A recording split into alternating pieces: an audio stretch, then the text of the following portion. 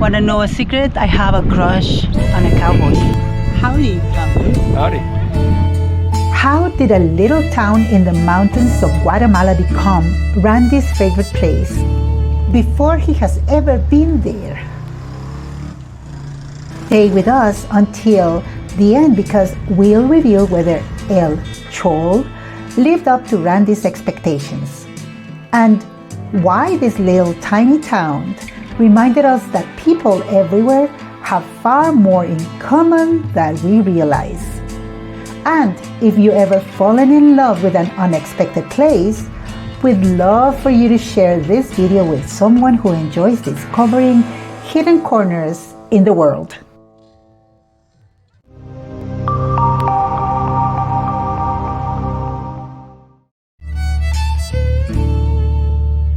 Our story with El Chol is as authentic as Randy himself. It began several years ago during Randy's very first trip to Guatemala to meet my family. We were driving through Alta Verapaz and on our way to the Biotopo del Quetzal when something caught Randy's attention. The lush mountains, the fresh mountain air, the endless green landscape, and then a simple road sign, Santa Cruz El Chol. For reasons neither of us could explain, Randy became fascinated. He started following the municipality's Facebook page and has faithfully kept up with their community ever since. Yes, really. While most people follow celebrities or sports teams, Randy follows the news from El Chol. It can't be more fun than what we're doing right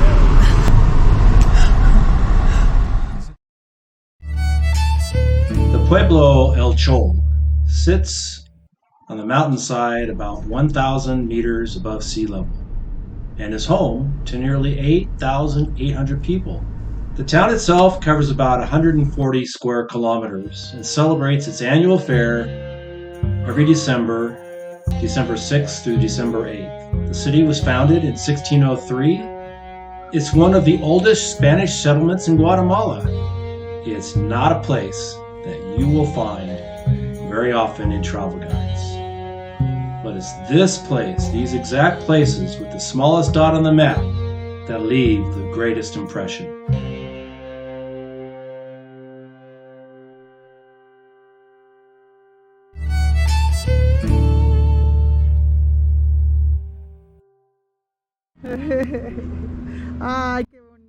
During our recent trip through Alta Verapaz, we finally decided it was time. We were going to see El Chol for ourselves. Salama, la cabecera departamental de Baja Verapaz. The drive from Coban took us about 4 hours, including 17 kilometers of dirt road.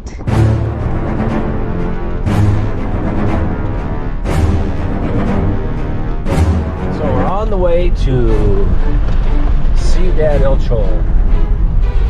And I've been watching them on Facebook for 2 years, and they've been celebrating the construction of 500 meters by 500 meters by 500 meters paved road. Well, I guess this is the part that's not yet paved. Fortunately, our vehicle has good ground clearance.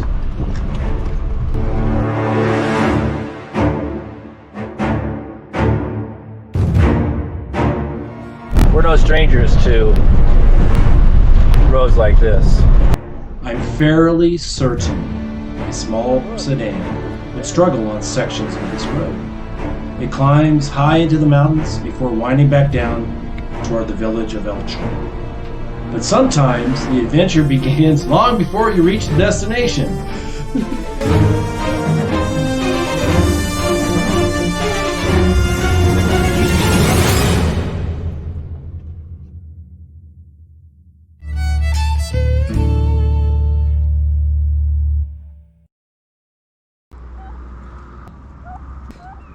However small El Chol may be, there's always something happening. Construction projects, community celebrations, parades, local announcements. Yeah, Randy. For you, none of this was new. He already had watched live broadcasts on the festivities, the grand opening of a new traffic light, even the celebration of 500 meters of freshly paved road. Careful there. He already knew many of the stories before we even arrived.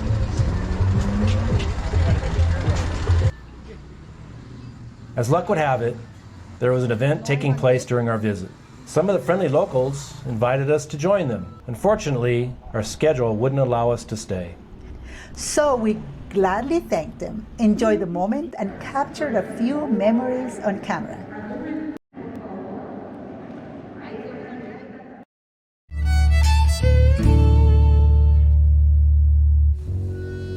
Before we left Texas, Randy owned a beautiful cowboy hat.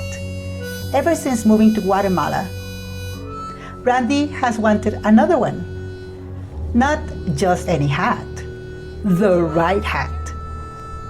He jokes that he'd like to blend in and not look like a tourist. And I always remind him, no outfit is going to disguise your face, Randy. Yeah. Earlier in our trip, we stopped at a leather and hat shop. He found a few he liked, but none felt quite right. Then we arrived in Chol, and there it was. An air-conditioned hat and boot store with wonderful customer service, aka Ray Boots. So after trying on several straw hats, I found it. The one my amigos in El Chol wear. Straw Cowboy.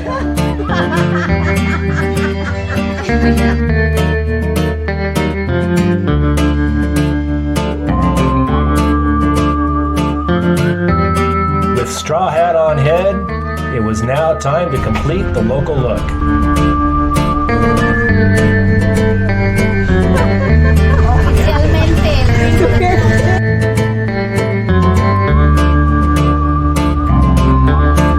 Of course, there was only one thing missing.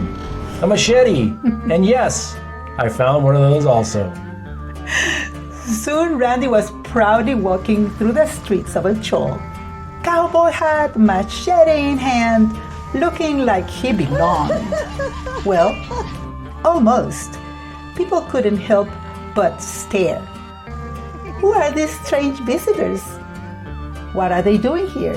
As we strolled the streets of El Chol, Rafael, Lourdes, Ozzy, and I returned smiles and buenas to curious faces, while the amusement park in my mind revealed an idea.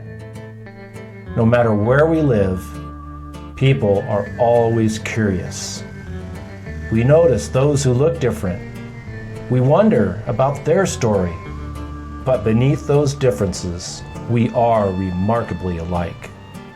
Yes, we are all trying to make a living, raise our families, laugh a little, overcome challenges, dream about tomorrow.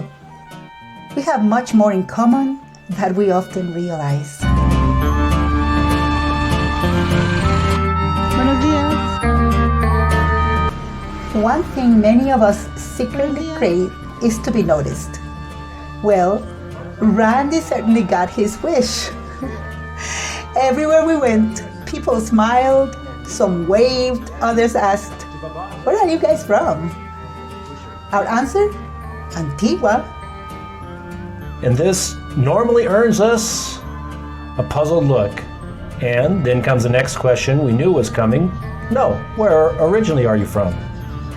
Yeah, no matter how convincing the cowboy hat or the machete, Randy, you still weren't going to pass for a local from El Chol.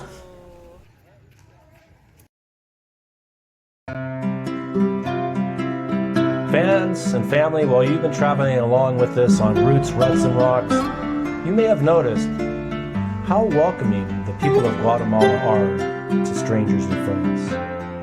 Our experience in El Chol was no different.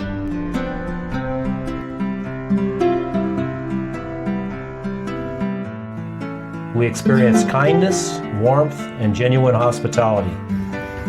El Chol made us feel at home.